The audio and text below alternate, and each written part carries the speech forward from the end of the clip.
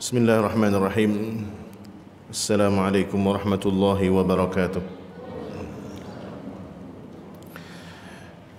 Innal hamdalillah nahmaduhu wa nasta'inuhu wa nastahdihi wa na'udzu billahi min shururi anfusina wa min sayyiati a'malina. May yahdihillahu fala mudilla lahu wa may yudlil fala hadiya lahu. Ashhadu an la ilaha illallah wahdahu la syarika lahu wa ashhadu anna Muhammadan abduhu wa rasuluhu la nabiyya ba'dah. Allahumma fassalli wa sallim wa barik wa an'im ala sayyidina Muhammadin wa ala alihi wa sahbihi wa man sara ala nahjihi ila yaumiddin. Amma ba'd. Qalu subhanaka la ilma lana illa ma 'allamtana innaka antal alimul hakim. Qala rabbi shrah li sadri wa yassir li amri wahlul 'uqdatam min lisani yafqahu qawli. Amma ba'd. Ma'asyiral muslimin wal muslimat, alhamdulillah pada malam hari ini Allah Subhanahu wa taala kembali mempertemukan kita di malam yang mulia. Pada hari ini bagi sebagian masyarakat, wabil khusus bagi warga Muhammadiyah, ini sudah berada di malam keempat. Begitu ya? Malam keempat atau malam ketiga bulan Zulhijjah, hari ketiga, sudah hari ketiga. Dan insya Allah tepat 7 hari yang akan datang untuk warga Muhammadiyah yang sudah menetapkan akan menunaikan hari raya Idul Adha itu pada hari Rabu. Dan subhanallah, apa yang dikhawatirkan terjadi ternyata masih adanya perbedaan, dan sebenarnya ini yang sebenarnya sulit bagi kami para yang dikatakan ustadz. Itu sering dibingungkan oleh pertanyaan masyarakat yang bertanya, Ustadz, ini bagaimana? Sementara Arab Saudi wukufnya hari Selasa, Rabunya Lebaran, sementara kita orang-orang di Saudi hari Rabu berlebaran, wukufnya Selasa, kita hari Rabu baru puasa Arafah, sementara hari Kamis baru Lebaran. Jadi ini sebenarnya tanpa dipungkiri adalah kegundahan. Meskipun yang namanya matla', pengambilan hilal dan hisab itu ketika dibedakan antara wujudul hilal dengan imkaniyah ru'yatul hilal, ini yang akhirnya kemudian menjadi persoalan yang mendasar. Metode hisab bagi sebagian orang yang tidak mengetahui tentang ilmu falak itu sendiri, terkadang ada orang yang sembrono dan menuding bahwasanya Muhammadiyah itu melakukan metode yang tidak ilmiah. Padahal ada salah satu ulama Nahdlatul Ulama, kalau Bapak lihat di setiap tanggalan yang dicetak oleh percetakan Menara Kudus, itu ada seorang ulama yang bernama Kiai Haji Turaihan. Kiai Haji Turaihan. Dan itu beliau bisa menyusun waktu sholat sepanjang zaman, dan itu bisa menggunakan dengan metode hilal atau metode hisab. Dan sebenarnya bisa juga ditentukan setiap bulan. Bahkan tanggalan yang kita cetak, kita mencetak tanggalan di bulan Januari, kemudian mencetaknya sampai bulan Desember, dan itu sudah ada tanggal hijriahnya. Itu adalah metode hisab. Dan kemudian yang membuat masalah itu adalah ketika ada, mohon maaf dengan segala hormat, konsep ilmiah yang dikatakan mungkin ilmu meteorologi, derajatnya harus sekian persen dan sebagainya. Itulah yang kemudian saya sampai sekarang masih bertanya-tanya. Mudah-mudahan sih saya dapat ilmunya gitu. Tapi ilmunya juga bukan untuk memenangkan hawa nafsu, tetapi kalau kita kembalikan ke zaman Rasulullah dulu, meskipun memang dalilnya dulu zaman Rasulullah ada perbedaan, ada, tapi nggak sesering ini gitu. Dulu mereka itu bisa melihat hilal bukan karena kecanggihan matanya sahabat, bukan. Tetapi ketika ada wujudul hilal dan terlihat, dan saya yakin semua orang juga paham, yang namanya orang yang biasa melihat meneropong itu tahu kalau itu adalah hilal tanggal 1. Nah, ini mudah-mudahan Allah Subhanahu wa taala kembalikan kaum muslimin khususnya yang ada di Indonesia untuk kembali berada di dalam naungan persatuan, ya, supaya tidak ada lagi kegundahan seperti ini. Kemarin Idul Fitri sudah berubah, berbeda. Idul Adha beda lagi gitu. Dan ini terlepas dari itu semua, sebelum kita melanjutkan pembahasan kita, saya mengingatkan tentang 10 hari pertama bulan Zulhijjah, mengingatkan tentang keutamaan hari-hari ini. Kita sudah lewat 2-3 hari. Dan ini jangan sampai lupa, kalau bisa ditargetkan setiap hari itu ada kebaikan yang kita lakukan.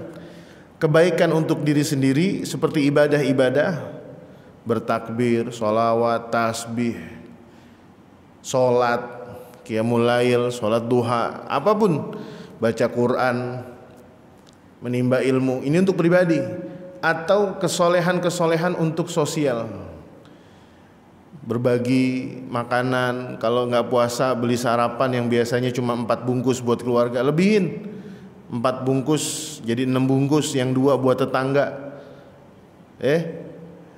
Kalau seandainya jarang-jarang ke rumah orang tua, sekarang harus rajin ke rumah orang tua. Kalau seandainya sekarang mungkin kita belum pernah aktif di masjid, mulai sekarang kita aktif di masjid. Dan ini seperti yang dikatakan oleh Rasulullah SAW, ma min ayyamin al-amalu salihu fiha ahabbu ilallah min al-ashril awaili min Dzulhijjah. Tidaklah ada amalan soleh yang Allah paling cintai kecuali amal soleh yang dilakukan oleh seorang hambanya di 10 hari pertama bulan Zulhijjah. Kemudian para sahabat bertanya, qalu walal jihad ya Rasulullah. Sampai jihad aja, walal jihad, amal soleh. Kemudian bahkan yang kecil aja itu ahabbu ilallah. Dan kemudian Rasulullah mengatakan illa rajulun, kecuali kalau ada seorang yang keluar dari rumahnya, kharaja min baitihi binafsihi wa malihi, cuma membawa jasad, raga dan hartanya, dan dia tidak kembali dengan apapun. Artinya apa? Orangnya sudah syahid, meninggal, dan hartanya pun habis. Itu baru menyamai derajat itu. Dan ini mudah-mudahan kita tidak melewatkan begitu saja, karena puncaknya nanti pada tanggal 10 Zulhijjah. Mudah-mudahan bagi yang ada keluangan, kelapangan rizki, dalam mazhab Asy-Syafi'i dikatakan berkurban ini hukumnya sunnah muakkadah. Tetapi saya tekankan bahwasanya sunnah muakkadah ini meskipun mazhab Abu Hanifah mengatakan wajib, tetapi standarisasinya mirip, sama gitu. Contohnya apa? Contohnya para ulama bersepakat yang dimaksud dengan orang-orang yang mampu, qadiran alal udhiyah, mampu untuk berkurban, itu adalah orang yang apa? Ketika kebutuhan pokoknya itu sudah terpenuhi dan dia memiliki kelapangan rizki, namanya lapangnya as-sa'atu fil mal, as-sa'atu fil mal. Jadi kalaupun dia berkurban itu tidak mengganggu kebutuhan rumah tangganya. Jangan nanti dia beli kambing 3 juta, setelah itu satu keluarga puasa sebulan. Gitu ya? Bawa kambing ke Almanar, nggak tanggung-tanggung nih, bawa 5 juta tuh kambing, yang gede, kambing Jawa, etawa, dibeli 5 juta. Keluarganya senang, istrinya gembira. Lebaran hari kedua, istrinya minta duit buat beli beras, nggak ada. Bang, beli beras bang, habis. Kata suaminya, Bang, duit itu kagak ada, kemarin buat kurban. Nah ini yang akhirnya salah kaprah. Dalam melaksanakan syariat itu harus bijaksana. Oleh karenanya kita jangan menjadi orang yang pasrah begitu aja. Ada sebagian masjid itu melakukan gerakan menabung kurban. Bagus tuh. Supaya dia punya semangat. Ketimbang duitnya dipakai buat jajan yang begitu aja. Ada keluarga yang kadang kalau pergi ke restoran ngeluarin makan 3 juta, itu mungkin kecil. Waduh. Makan nih sekeluarga, habis 3 juta bilnya. Oh biasa, dikit set. Biasanya 7 juta. Waduh. Tapi giliran ngelihat angka kurban 3 juta, komentarnya apa? Mahal juga ya kambing sekarang, 3 juta. Para pecinta burung kicau beli burung, contoh nih burung yang paling rada-rada mahal dan disukai banyak orang, burung murai. Waduh, burung murai ini bahannya aja kadang 500.000. Jangan pura-pura nggak tahu, saya tahu. Saya juga pecinta burung soalnya. Sedikit rada gacor, udah trotolan 2,5. Udah ikut kompetisi, untuk ikut kontes, juara lagi, juara 3 aja bisa, mungkin 4 juta, 5 juta. Yang kalau ditutup kerodong aja masih bunyi. Masa harga kambing 3 juta dikeluhin? Kambing kalau dagingnya dilepas, harga 3 juta, ya dapet dah bangsa 7 kilo, dibawa pulang, bahkan lebih daripada 10 kilo. Ini burung murai dipepes juga nggak ada dagingnya. Iya kan? Ini kadang manusia timbul rasa bakhilnya di situ. Jadi kalau kita ada yang nanya begini, Ustadz, sebenarnya kita harus bagaimana, Ustadz? Saya kalau dihitung-hitung kebutuhan sebulan saya emang nggak bakalan cukup, Ustadz. Nggak akan cukup kalau bapak beli kambingnya di bulan H-7 Lebaran. Emang puyeng pak, pasti puyeng. Perasaan tinggi, keinginan besar, duit kagak ada. Kan begitu yang bikin puyeng. Betul nggak? Ya sama aja pak. Orang pengen beli bakso nggak punya duit, tapi keinginan lagi menggelegak gitu. Keinginan pengen makan bakso ada, tapi duit kagak ada. Sama aja. Bapak pengen beli hewan kurban, tapi duit nggak ada. Pusing, pantas pusingnya di awal bulan Zulhijjah. Kalau seandainya bapak bijaksana, seperti yang dicontohkan oleh banyak orang dan ini viral di sosmed, tukang parkir nabung sebulan 100, ada yang 150. Di akhir bulan, 11 bulan setelah menabung, ketemu kambing harga 2 juta, 2.500.000, beli, dia dapat, bawa. Kenapa? Karena dia niat, dan dari niat itulah yang Allah akan mudahkan buat kita. Nah ini pak, terkadang kita itu nggak pernah memasukkan niat kita ke dalam doa. Ya Allah, mudah-mudahan nanti bulan Zulhijjah tahun 2024 saya bisa ikut andil sapi di Masjid Al-Manar. Kemudian bergayung sambut nih, sambut bergayung. Apa sih yang bener? Gayung bersambut. Kebalik tuh. Gayung bersambut. DKM Al-Manar bulan Muharram melakukan launching. Ini sebagian DKM kemarin bertanya-tanya kepada saya, diskusi. Gimana Ustaz? Ya, boleh aja saya bilang. Namanya nabung, apalagi tujuannya untuk baik. Bahkan itu sama halnya mereka mendorong supaya mereka tetap menjadi donatur tetap. Ada kok yang buka tabungan khusus untuk yatim, ada. Donatur setiap bulan dia transfer 500.000 buat yatim, ada. Dan ini didorong. Kalau satu orang andil di Al-Manar berapa sapi satu orangnya? 3.500.000. 3.500.000 nabung 11 bulan, paling kenanya berapa? 300.000, ya. 300.000-an sebulan. 300.000 dibagi 30 hari, sehari cuma ceban. Rokok berapa sekarang sebungkus? 30.000 misalnya kan? Ada rokok yang ceban, ada rokok ceban? Nggak ada udah ya? Nggak ada. Ada kayak rokok kawung tuh, yang digitu-gituin tuh, yang dilinting-linting tuh. Udah nggak ada udah. Nggak ada. Rokok aja nggak dapet ceban, tapi kurban dapet sehari. Kalaupun kita malu nyerahin duitnya ke Almanar, sehari ceban, panitia gue capek, kumpulin sebulan 300.000, datang, Bang Turmuzi, nih saya nabung nih 300.000, pegang aja Pak sendiri. Wah jangan, di rumah ini habis 300.000, habis, bisa jadi burung tekukur itu katanya begini. Mendingan saya nabung. Kalau urusan beras di rumah ada dah, beras ada, apalagi token listrik aman. Ini pokoknya nabung aja nih, nabung. Nah ini Pak, makanya salah satu di antara hadis yang berbau tarhib, ancaman, penegasan dari Rasulullah, man kana lahu sa'atun falam yudhi, barang siapa yang memiliki kelapangan rizki, falam yudhi, tapi dia nggak berkurban ya, bukan berkorban. Kalau berkorban doang, panitia korban juga panitia DKM udah ngaku, saya paling banyak berkorban. Apaan? Korban tenaga, korban keringet, itu kurban. Falam yudhi fala yaqrabanna musallana, jangan mendekati musola kami, tempat sholat kami. Intinya apa? Rasulullah tidak menyukai umatnya yang bakhil.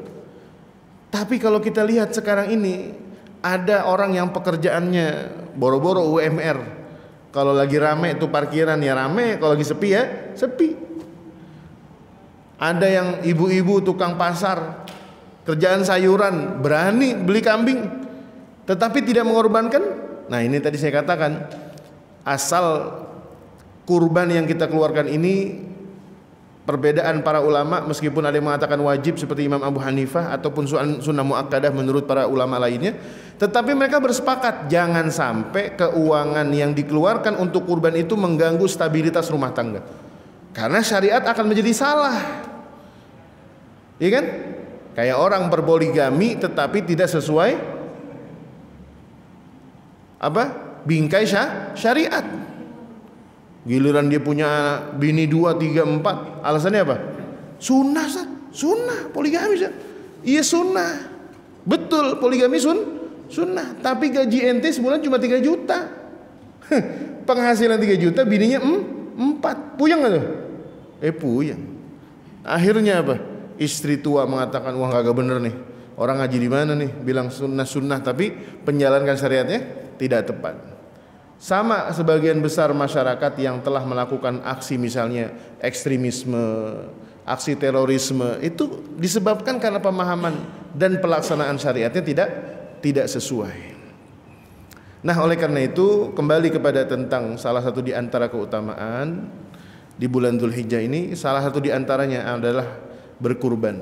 Kita jika belum termasuk orang yang berangkat haji pada tahun ini, mudah-mudahan bisa pergi berhaji, maka ada satu puasa yaitu yang disepakati oleh para ulama, ada puasa Arafah.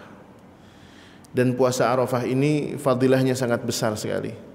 Jangan sampai terdengar ada orang yang menjawab dengan perkataan yang sombong, mengatakan apa? Ya Ustadz, baru kemarin saya puasa Ramadan, dosa saya udah diampunin, masa sekarang udah puasa lagi? Nah ini nih, baru Syawal, Zulqa'dah aja 2 bulan aja dosa kita udah bertumpuk lagi. Jadi dari sekarang, insya Allah kalau yang lebarannya hari Rabu, berarti puasa Arafahnya hari Selasa. Dari sekarang diingatkan, distimulasi, diberikan semangat untuk keluarganya, anak-anaknya, istri, suami, dan cucu-cucunya supaya berpuasa. Kalau nggak salah ini bertepatan dengan libur sekolah juga ya? Bertepatan dengan libur sekolah, jadi insya Allah tidak terlalu berat, dan insya Allah mudah-mudahan kita bisa menghidupkan syiar di bulan Dzulhijjah yang tidak hanya kurban di hari raya. Selain itu Bapak Ibu sekalian berbahagia, di antara syiar bulan Dzulhijjah itu adalah bertakbir. Salah satu di antara takbir yang dikenal itu ada namanya takbir mutlak. Seperti yang dikatakan oleh para ulama, mereka bertakbir itu dari sejak tanggal 1. Tetapi bukan takbiran seperti di Indonesia, pakai mic masjid kenceng-kencengan, bukan. Ketika kita beraktivitas di rumah, nyapu rumah, mungkin jalan, di motor, di mobil, kita di sela-sela kesibukannya mengumandangkan kalimat takbir, Allahu Akbar, Allahu Akbar, Allahu Akbar, Allahu Akbar kabira walhamdulillah. Dan ini adalah syiar.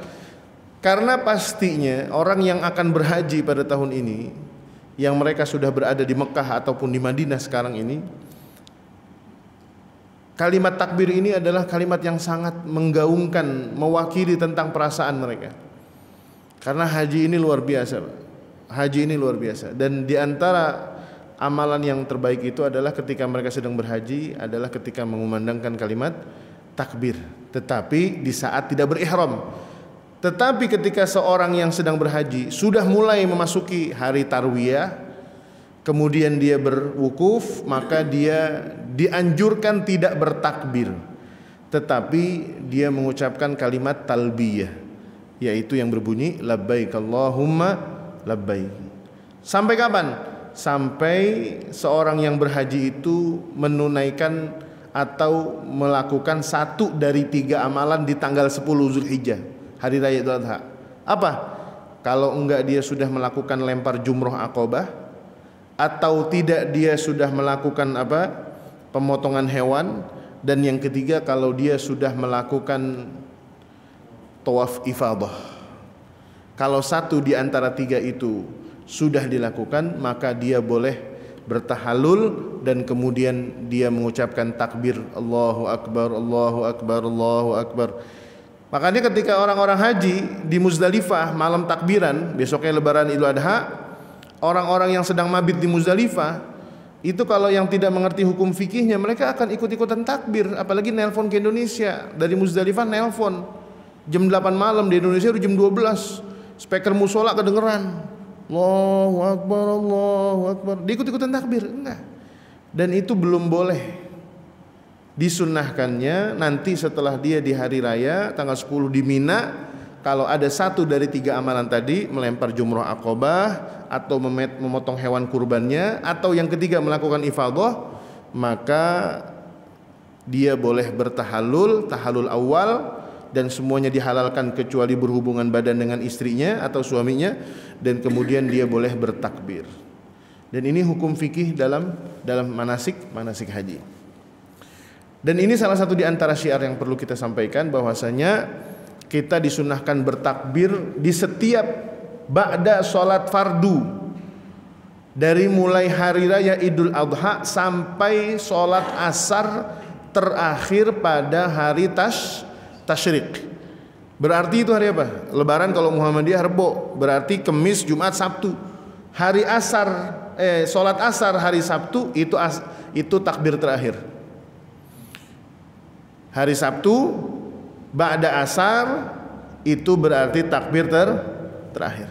Tetapi kalau yang ikut pemerintah, kalau lebaran Kamis berarti sampai asar hari Ahad, hari Minggu. Dan ini para ulama mengatakan kalimat takbir yang diucapkan setelah sholat fardu itu bahkan aula, lebih diutamakan sebelum kita memulai zikir ba'da sholat. Setelah kita sholat biasanya Allahumma antas salam, kan gitu. Nah, ini kita awali dulu dengan Allahu Akbar, Allahu Akbar, Allahu Akbar. Dan ini banyak orang yang nggak tahu, banyak orang yang tidak mengamalkan, padahal ini adalah waktu yang afdol. Dan di hari-hari ini kita dilarang untuk berpuasa, meskipun ada qaul dalam mazhab Al-Imam Malik bin Anas, ini boleh berpuasa bagi mereka yang muttor. Muttor itu apa? Yang terpaksa. Contohnya gimana? Orang yang hajinya kilat, kilat, udah kilat ngambilnya tamattu. Saya pernah mendengar dulu tahun berapa saya lupa tuh, kalau nggak salah Pak Amin Rais itu pernah berhaji cuma 7 hari, hajinya 7 hari, sampai di Mekah itu menjelang wukuf. Hari pertama tarwiyah dia sampai, wukuf hari kedua, hari ketiga lebaran, 4, 5, 6, hari ketujuhnya dia pulang. Mungkin orang yang sibuk-sibuk seperti beliau itu bisa saja. Dan itu biasanya terjadi.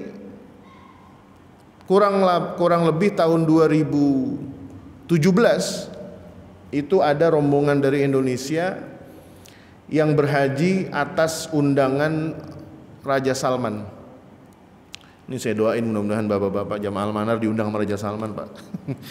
Meskipun nggak tahu gimana caranya. Tinggal aja Ustaz Azhari ditelepon, siapin 10 orang dari Almanar diundang Maraja. Kata Pak Zari, saya nganterin apa enggak nih? Ikut dah nganterin. Nah, itu beliau waktu itu, kebetulan beliau salah seorang dosen di Solo, Surakarta. Waktu itu beliau harus meninggalkan Mekah pada hari tasyrik ketiga. Waduh, pusing nih.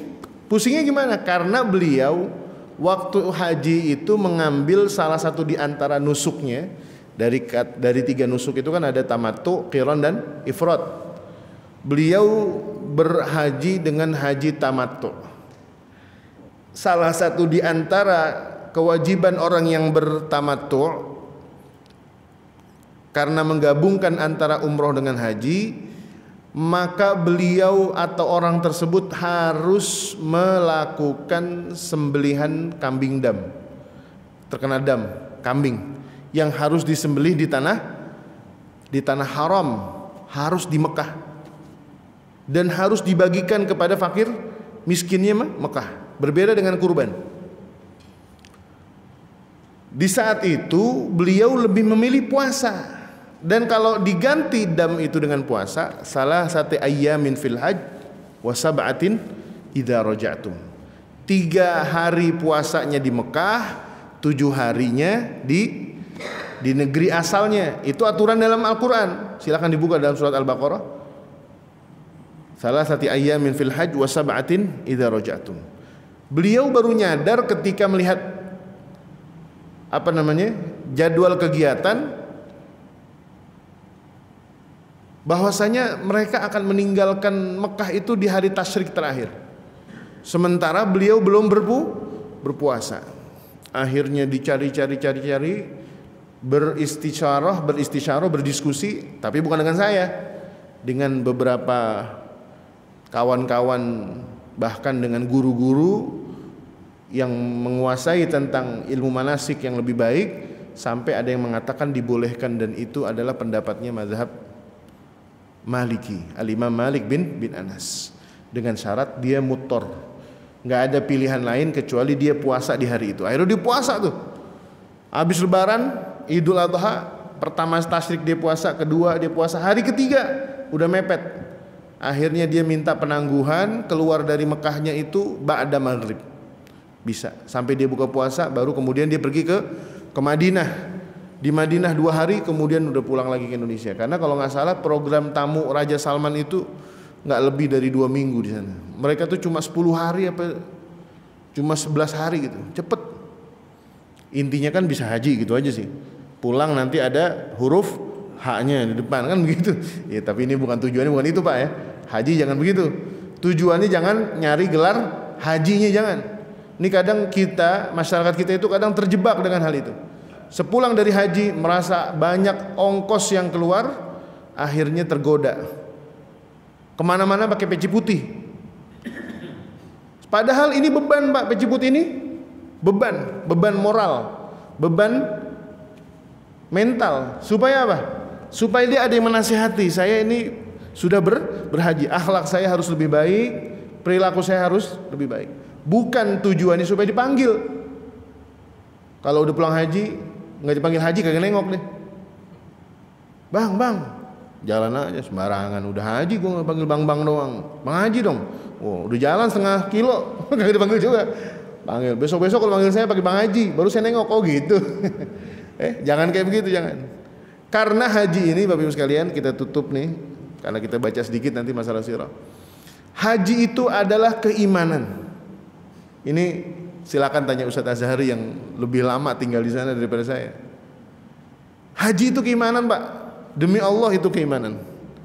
Sholat keimanan, zakat keimanan, puasa keimanan, dan haji keimanannya lebih dahsyat lagi.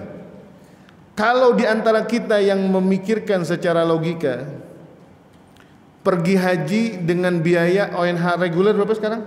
Yang versi Menteri Agama sekarang, versi tahun ini 40 berapa? 45 juta. 45 juta minimal tuh ya. Atau lebih. Kalau ada yang tergoda dengan bisikan setan dan kemudian dikatakan begini, uang 50 juta lu buat pergi haji 40 hari ngapain? Mendingan tuh duit buat anak lu mau kuliah. Anak lu mau kuliah. Kalau lu pergi haji, itu uang akhirnya gak kepake. Cuma buat pelesiran doang ke tanah suci. Pelesiran dibilangnya. Ntar tuh anak kagak jadi kuliah. Makanya Pak, haji itu iman. Itu yang ngeluarin kocek cuma 45 juta sampai 50. Apa kabarnya kalau ada orang pergi haji, satu orang habis 400 juta? Ada gak? 400 juta sekeluarga itu, satu kepala, cuma 2 minggu, kadang 3 minggu paling lama. Satu orang 400 juta, dia pergi sama istrinya 2 orang berapa? 800 juta. Bawa anak yang paling kecil berapa? 1,2 M. Kalau setan tidak kebal-kebal kita tolak dengan iman kita, dia akan mengatakan, buat apa uang 1,2 M engkau habiskan cuma untuk apa? Jalan ke luar negeri, berhaji cuma 3 minggu. Bagus tuh uang buat investasi, bisnis, udah jelas. Udahlah, hajinya tahun depan aja. 1,2 M yang dipakai dulu buat bisnis. Kalau ada yang kalah dengan bisikan itu, selesai sudah. Dengan harapan apa? Wah, ntar kalau bisnisnya laku, bisnisnya maju, ternyata yang kembali bukan 1,2 M, bisa jadi 4 M. Wah iya bener juga ya. Udah haji ntar aja. Dan itu memang tugasnya setan. Ngapain? Mentaswif, menunda-nunda haji. Dan mereka yang menunda-nunda haji sekarang mendengar ongkos haji yang ditetapkan oleh Kementerian Agama sekarang melongo Pak. Makanya kemarin saya jujur aja baca berita di TV One tuh yang running text, ribuan jamaah tidak mampu melunasi. Ya pantas Pak, nggak mampu Pak. Dia udah ngerasa lunas, tiba-tiba ada tagihan angka baru, nambahnya berapa? 10 juta. Ada yang nambahnya 20 juta. Bengong Pak. 20 juta harus diserahkan dalam kurun waktu 2 minggu. Ya bengong.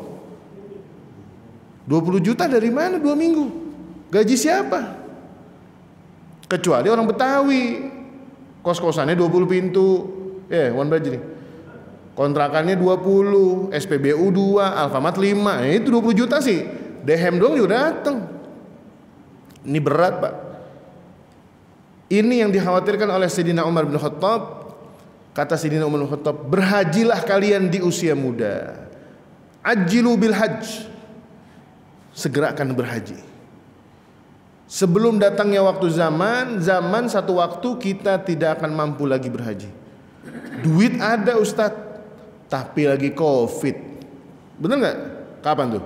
Tahun 2021. Nggak ada yang haji. 2020, 2021 nggak ada haji. Akhirnya apa? Ketemu ajalnya, belum haji. Dulu waktu masih muda, duit lagi banyak, usaha dagang lagi maju. Tarsok, ntar aja dah. Saya jujur aja nih Pak, saya kemarin diajak, bahkan ditawarin orang haji, saya nolak Pak. Bukan karena saya haji, mohon maaf, tapi cuma ditawarin doang.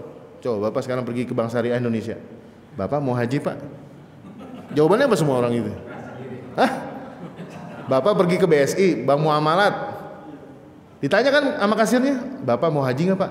Jawabannya apa semua orang? Yang udah haji aja jawabannya pasti mau Bu, kan gitu.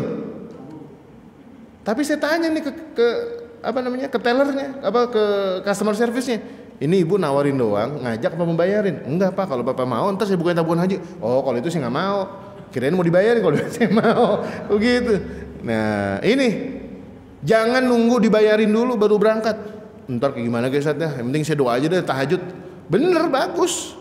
Tapi ada usahanya, minimal apa? Doa. Minimal doa. Jangan pernah menutup sedikit pun pintu harapan kita pada Allah Subhanahu wa taala. Ustadz, saya kalau ngeliat dompet saya, Ustadz, ya kayaknya harapannya kagak ada Ustadz pergi haji. Ngeliat dompet nih, ya sedih. Nestapa Ustadz kalau ngeliat dompet, Ustadz. Nestapa. Duit nih keisi di dompet, pagi 4 lembar warna merah, malam udah kagak ada. Bayar kontrakan, beli token listrik, anak jajan, bini belanja, habis lagi, ntar ada lagi, begitu Ustaz. itu rizki bentuknya uang. Yang tidak berbentuk uang insya Allah lebih banyak lagi. Dan kita harus yakin ma'asyiral muslimin, jangan pernah menutup sedikit pun pintu keyakinan kita pada Allah. Minta dengan sungguh-sungguh, ya Allah, Engkau yang maha kuasa, yang bisa membukakan pintu jalan bagi hamba untuk berhaji ke tanah suci. Para orang tua yang ada di sini, kalau suatu saat anaknya bawa duit 35 juta dan mengatakan kepada bapak untuk biaya umroh, tolak aja pak, nggak usah, saya nggak usah diumrohin. Terus kenapa? Itu bukain aja tabungan haji sekalian, saya nggak mau umroh-umrohan. Haji lebih wajib daripada umroh. Kita 10 kali umroh tapi nggak pernah berhaji, belum pernah haji wajib kita tunaikan. Di hadapan Allah akan dipertanyakan, pak, kemana aja anda? 10 kali ibadah umroh, setiap kali umroh 30 juta, 30 juta, 30 juta, 300 juta dibuat haji, udah selesai. Jangan sampai seperti itu. Semangatkan diri. Dan saran saya untuk para orang tua, kalau sudah merasa tidak mampu berhaji, jangan haji sendirian. Anak-anak juga sama nih. Wahai anak-anak, jangan pernah merasa bangga bisa menghajikan orang tua. Ini kadang orang tuanya diumrohin sendirian, umurnya udah 75 tahun, Pak. Jangankan naik pesawat, naik bis ke Bandung aja kagak pernah. Ini naik pesawat, Masya Allah, di pesawat dia ngompol, ke toilet kagak tahu caranya, di hotel dia nggak tahu naik lift bagaimana, kamar hotelnya nggak pakai kunci, pakai kartu, toiletnya bukan yang jongkok tapi yang duduk, AC-nya sentral. Gimana itu, Pak? Makanya saya sarankan, saya kalau ada pengajian anak muda saya sampaikan, kalau antum mau berbakti pada orang tua, jangan merasa bangga bisa mengumrohkan, menghajikan orang tua. Wah Ustaz, alhamdulillah Ustaz, orang tua kemarin haji, saya yang bayarin. Haji juga sama. Enggak. Kalau orang tua anda seorang laki-laki, dia harus pergi dengan anak laki-lakinya atau menantu laki-lakinya. Urus, tunaikan, dampingi. Kalau dia makan, cari makanannya. Kalau dia kotor bajunya, cucikan bajunya. Kalau dia, mohon maaf, harus dicebokin. Orang udah lansia. Kalau orang tua kita perempuan, dampingi dengan anak perempuannya atau menantu perempuannya. Kesian, Pak, 40 hari berhaji itu akan menjadi hari-hari yang paling menyiksa bagi mereka. Kita di tanah suci itu sering melihat orang tua yang disiksa oleh anaknya. Dengan cara apa? Berhaji. Yahsabuna annahum yuhsinuna sun'a. Mereka mengira sudah melakukan bakti yang paling bagus kepada orang tuanya. Orang tua 75 tahun dihajiin seorang diri, Pak. Mau makan dia bingung makan apa. Nggak bisa bedain uang 1 real, 5 real, mana 10 real. Ini berapa nominalnya, Pak? Bingung, Pak. Kenapa? Karena anaknya tidak menunaikan haknya secara maksimal. Jadi begitu ya. Ini kepanjangan nih tentang Zulhijjah. Ada yang mau ditanyakan nggak nih? Silakan Pak. Kalau ada yang mau ditanyakan, silakan. Ada? Kalau nggak ada kita lanjutkan sedikit tentang Sirah Nabawiyah. Ada waktu sekitar berapa? 9 menit.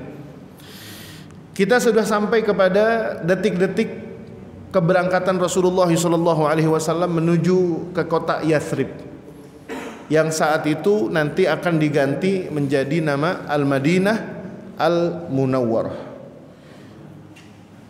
Minggu lalu kita membahas sidang paripurna, masih ingat nggak? Yang hadir minggu lalu. Minggu lalu kita membahas sidang paripurna yang dihadiri langsung oleh iblis yang mengaku datang dari kota Najd, dari negeri Najd. Ini iblis menghadiri sidang paripurna yang dihadiri oleh sekitar 14 orang punggawa kafir Quraisy yang datang dari berbagai kabilah. Pendapat pertama disampaikan oleh Abul Aswad yang mengatakan kalau seandainya Muhammad kita usir aja. Tapi ditolak oleh sang syekh yang berwujud manusia, iblis yang berwujud manusia, menggunakan sorban, jubah yang sangat penuh kewibawaan. Pendapat yang kedua disampaikan oleh seorang penyair yang bernama Al-Buhturi yang dia mengusulkan agar Muhammad itu dipasung di apa bahasa kita, dipasung atau apa? Di penjara lah begitu. Di kerangkeng supaya terputus dari akses dengan para pendukungnya. Tetapi ini pun pendapatnya tidak disetujui oleh sang tamu. Yang ketiga, ini pendapat datang dari seorang tokoh kawakan, pemeran utama, yaitu siapa? Abu Jahal. Abu Jahal mengatakan waktu itu apa? Nggak ada pilihan lain kecuali kita kumpulkan pemuda-pemuda, satu orang pemuda dari satu suku yang mewakili 11 suku, dan ke-11 pemuda itu akan kita tugaskan untuk membunuh Muhammad. Dan kita akan bekali mereka dengan, kalau bahasanya Bang Turmuzi, golok-golok yang tajam. Wah, cuma orang dulu nggak kenal golok, pedang, bisaifin sarim. Pemuda berani, punya nyali, dibekali dengan senjata yang tajam. Kenapa Abu Jahal mengusulkan 11 pemuda dari semua dari satu kabilah satu orang? Kalau seandainya ini Muhammad dibunuh, dulu ada namanya hukum kisos, darahnya tidak mungkin dituntut kalau seandainya yang membunuh itu adalah putra sukunya dan yang dibunuh juga putra sukunya sendiri. Sesama keturunan Abdul Uzza atau Abdi Manaf, udahlah satu keluarga juga, udah nggak usah.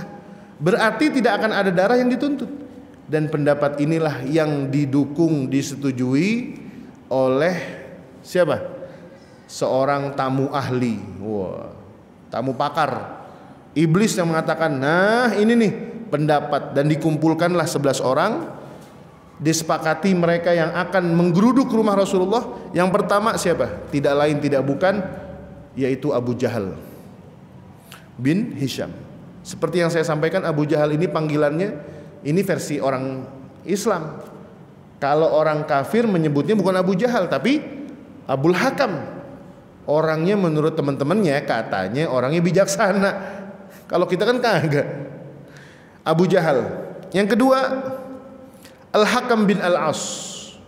Yang ketiga Uqbah bin Abi Mu'id. Yang keempat An-Nadhr bin Al-Harith. Yang kelima Umayyah bin Khalaf. Yang keenam Ram'ah bin Al-Aswad, ini yang punya pendapat. Yang ketujuh Tu'aimah bin Adi. Yang kedelapan tidak ketinggalan, siapa? Abu Lahab. Waduh, ini pemeran utama nih Pak. Abu Jahal, Abu Lahab. Abu Janda kagak ada di mari. Belum ada dia. Yang ke-9 Ubay bin Khalaf. Yang ke-10 Nubaih bin Al-Hajjaj. Dan adiknya yang bernama Munabbih. Ini 11 orang ini jawaranya Quraisy, pendekarnya yang berani-berani dan siap mempertaruhkan nyawanya untuk membunuh seorang Muhammad agar api Islam mati sebelum mereka pergi ke Madinah. Kenapa? Karena kekhawatiran yang mereka sampaikan seperti yang kita bahas minggu lalu, mereka tahu siapa penduduk Yathrib itu, siapa Aus, siapa Khazraj, kedua suku yang akan menjadi penopang dakwahnya Rasulullah. Ini bukan suku biasa. Mereka selama ini telah menjadi apa? Menjadi bahasa kita apa? Koalisi. Menjadi apa sih bahasanya? Sekutu. Orang-orang Quraisy kalau mau dagang ke negeri Syam itu mampirnya di Madinah, di Yathrib. Dan gak sedikit di antara mereka itu yang beristri dengan orang Yathrib. Jadi kalau seandainya Muhammad nanti ditolong oleh orang-orang Yathrib, selesai sudah. Apa kerugian pertamanya orang Quraisy? Adalah perniagaan mereka yang akan terganggu. Jalur sutra itu akan terganggu, Pak. Jadi kurang lebih begitu, Pak. Jalur sutranya terganggu. Ini kalau Anies Baswedan jadi nih, uang udah masuk nih. Bisa berantakan nih, kayak reklamasi. Wan Bajir langsung nunduk nih dibilang Anies Baswedan nih. Sepupunya disebut nggak enak deh. Harus Pak, ketika ada yang menggagalkan propaganda dan keuntungan ini, itu mau nggak mau harus digagalkan. Dan Rasulullah harus mati, Muhammad harus mati. Di sini disebutkan kebiasaan Rasulullah itu kalau tidur buru-buru, cepet. Kalau ke kita kan kagak. Bangunnya kesiangan, tidurnya belakangan. Tidur jam 1 udah kayak orang bener. Sholat subuh bareng menduha. Ini nih, kalau Rasulullah enggak, tidur cepat, sepertiga malam beliau sudah beranjak dari rumahnya menuju ke Masjidil Haram untuk qiyamil lail. Fa amara Aliyan radhiyallahu anhu tilkal lailah an yattaji'a ala firashihi. Tapi di malam itu berbeda kisahnya. Rasulullah dan keluarganya sudah tidak ada di rumah dan beliau meminta kepada Sayyidina Ali untuk menggantikan posisinya. Orang di rumah udah enggak ada. Bahkan Rasulullah udah keluar, tetapi yang menggantikan adalah Sayyidina Ali. Falamma kanat atamatun minal laili wasadal hudu, ketika malam sudah pekat, sudah tenang, wa nama amatun nas, dan manusia semuanya sudah tidur, ja'al madhkuruna ila baitihi sirran. 11 orang tadi yang kita sebutkan nama-namanya, penjahat-penjahat dari Quraisy, datang secara diam-diam. Ngapain? Mereka berniat akan membunuh seorang pemuda soleh dari kalangan Quraisy sendiri yang bernama Muhammad, yang akan membahayakan mereka, katanya begitu. Wa kanu ala thiqatin wa yaqinin jazimin min najahi hadhil mu'amarah ad-din, dan mereka yakin betul akan berhasil. Tetapi tidak begitu. Mereka justru tidak menemukan seorang Muhammad, yang ketemukan adalah Ali bin Abi Thalib. Dan inilah keutamaan Sayyidina Ali bin Abi Thalib, yang beliau seorang pemuda berani mempertaruhkan nyawa. Kalaupun malam itu 11 orang itu tidak lagi berpikir untuk membuka selimutnya, tetapi langsung mencabik-cabikan pedangnya itu, sudah selesai kisahnya seorang Ali bin Abi Thalib di situ. Tetapi tidak. Allah berkehendak perjalanan dakwah itu ada, dan ini akan kita lanjutkan insyaallah ba'da Idul Adha, begitu ya. Jadi hari Rabu libur kan? Hari Rabu libur, insyaallah nanti kita akan bertemu lagi di awal bulan Juli, Rabu setelahnya, setelah Lebaran, untuk melanjutkan di mana Rasulullah bersembunyi dan bagaimana Rasulullah keluar. Ada satu kisah yang menarik, karena setelah itu akan ada kisah perjalanan di Gua Thur, dan beliau di sana bersama sahabatnya Abu Bakar. Berapa malam beliau di sana dan apa yang dilakukan, dan ini peristiwa besar sampai Rasulullah kemudian baru meninggalkan Mekah setelah beberapa hari berada di Gua Hira atau Gua Thur. Barulah kemudian Rasulullah berangkat menuju ke Yathrib, dan oleh siapa beliau ditemani nanti akan kita bahas di pertemuan yang akan datang. Allahumma anfa'na bima 'allamtana wa 'allimna ma yanfa'una wa zidna ilman bi rahmatika ya arhamar rahimin. Wa sallallahu ala nabiyyina Muhammadin wa ala alihi wa sahbihi wa sallim. Walhamdulillahi rabbil alamin. Lebih kurangnya mohon maaf. Assalamualaikum warahmatullahi wabarakatuh.